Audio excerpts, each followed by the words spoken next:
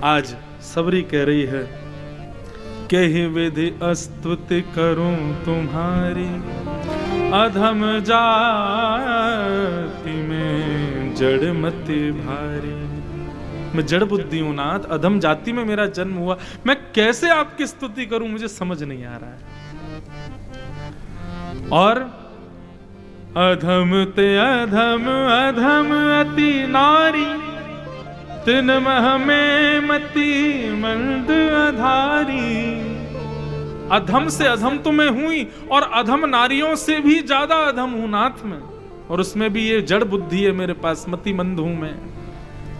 कैसे आप मुझे स्वीकार करोगे नाथ, मुझे समझ नहीं आ रहा। एक पंक्ति है, नफरत है जिनसे तुम्हें सदा, उन्हीं अवगुणों में मैं हूं बधा। हे नाथ, जिन जिन वस्तुओं से आपको नफरत है वो सारे अवगुण मेरे अंदर हैं। नफरत है जिनसे तुम्हें सदा, उन्हीं अवगुणों में मैं हूं बधा, उन्हीं अवगुणों में मैं हूं बधा। है कुटिलता है, कपट भी है, छल भी है और अभिमान है। फिर राम कैसे शरण मिले, इस सोच में मेरे प्राण हैं।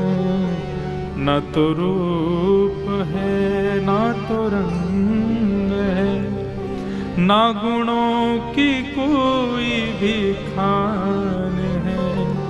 फिर राम कैसे शरण मिले, इस सोच में मेरे प्राण हैं।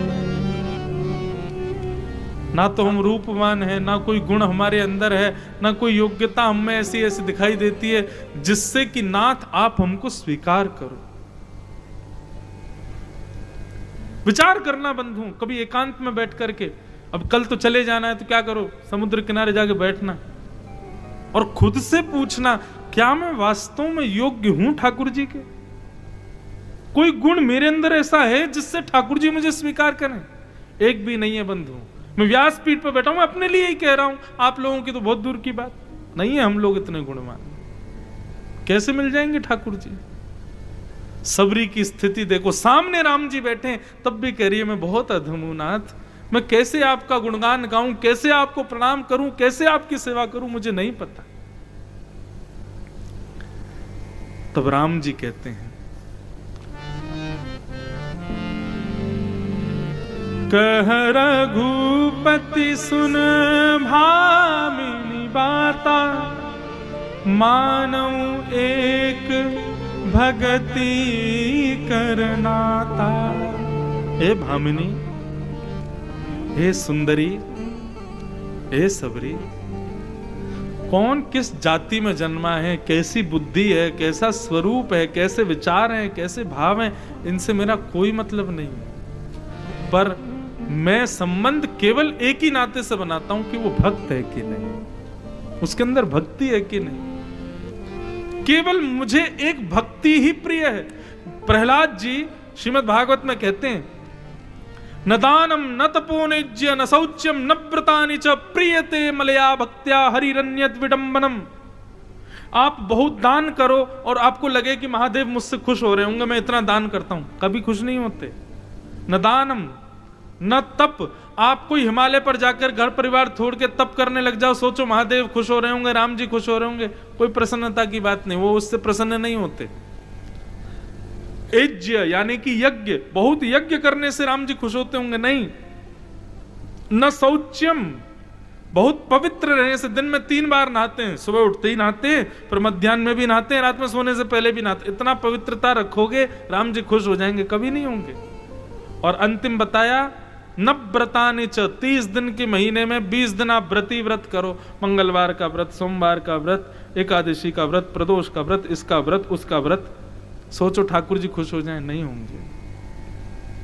नव्रतानि च, प्रहलाद जी कहते हैं केवल प्रियते अमलया भक्तिया, निर्मल भक्ति यदि आपके अंदर है तो श्याम सुंदर प्रसन्न हो जाएंगे, श्याम सुंदर आनंदित हो जाएंगे। आप कहोगे महाराज जी आपने तो एक लाइन से व्रत नियम उपासना आदि सबको गलत बता दिया, तीर्थों में दान करना उसको भी आप गलत बता रहे हो, व्रतों को भी गलत बता रहे हो, यज्ञों को भी गलत बता रहे हो, केवल अमल भक्ति सर्वश्रेष्ठ बता रहे हो। भैया मैं इसका उदाहरण ऐसे देता हूं, मुझे बहुत तेज भूख लगी, आपने कहा महाराज जी आज शाम का भोजन कथा के बाद मेरे घर, कथा में वैसी बहुत भूख लगाती है बोल बोल के, कथा के बाद मैं आपके यहाँ आया, मैंने भैया बहुत जोर की भूख लगी जल्दी भोजन दो। आप बोले जी महाराज जी चांदी की थाली, ये लो चांदी कटोरी में पनीर की सब्जी, आलू की सब्जी, बैंगन की सब्जी, ये सब्जी वो सब्जी, और सब्जियों से ही पूरी थाली भर दी मेरी। मैंने भैया रोटी, रोटी नहीं बनवाई महाराज जी, हमने बस सब्जी बनवाई है। मैं कहूंगा यार तुमने तो बहुत बुरा किया हमारे संग, इतनी भूख लगी तुमने केवल सब्जी खवा रहे हो। अत्यंत भूख लगने पर अनंत प्रकार की सब्जियां दे दो, क्या भूख मिटेगी? लेकिन अत्यंत भूख लगने पर कोई सब्जी ना हो, आप कहो महाराज सब्जी तो सब बच्चे खा गए, हम पे केवल रोटी और नमक है, आप कहो तो दे दें, पेट भरेगा कि नहीं भरेगा? भर जाएगा। ठीक वैसे ही बंधुओं जितने भी साधन हैं, चाहे वो व्रत है, नियम है, उपासना है, तपस्या है, गंगा स्नान, यमुना स्नान, नदियों के स्नान, समुद्र स्नान, यज्ञ, हवन और अभिषेक आदि जितने भी कर्म कांड आदि और जितने भी दान पुण्य आदि ये सब हैं, ये सब सब्जियां हैं। सब्जी सब्जी सब्जी सब्जी ठाकुर जी को दोगे उसमें सुख नहीं, लेकिन एकांत में बैठ करके प्रेम लक्षणा भक्ति प्रकट करोगे, नेत्रों से दो अश्रु बहा करके हे राम मैं बस आपका हूं और आप मेरे हो, ऐसी भक्ति रूपी रोटी दोगे राम जी का, तब पेट भरेगा। हाँ अब संतोष हुआ, अब संतुष्टि हुई है।